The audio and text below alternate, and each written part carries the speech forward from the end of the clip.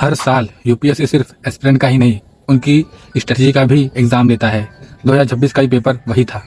कुछ लोग पेपर को अनएक्सपेक्टेड बोल रहे थे, तो वहीं कुछ लोग लक को ब्लेम कर रहे थे। लेकिन सच ये है, 2026 के पेपर ने हमें कुछ ऐसा लेसन दिया है जिसे अगर 2027 के एस्पिरेंट इग्नोर करेंगे तो सिलेक्शन और कट ऑफ के बीच ही रह जाएंगे।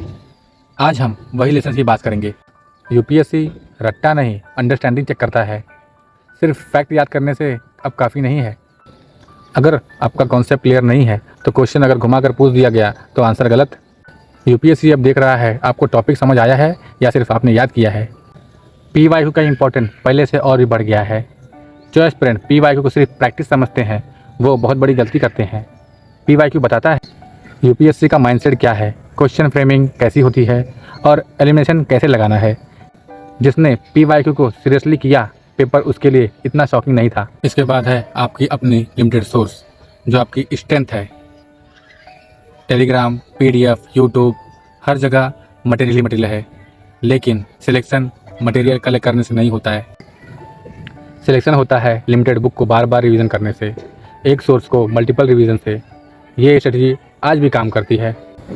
और इसके बाद है करंट अफेयर्स। आप करंट अफेयर को अलग से मत पढ़ो। करंट अफेयर्स और स्टैटिक अलग अलग नहीं है। करंट अफेयर्स को स्टैटिक से कनेक्ट करना ही असली प्रिपरेशन है। न्यूज़ पढ़ ली लेकिन उसका बैकग्राउंड ही नहीं पढ़ा तो यूपीएससी क्वेश्चन में कंफ्यूज होंगे। इसके बाद है आपकी रिवीजन। रिवीजन ही आपकी असली गेम है और सबसे बड़ा लेसन है।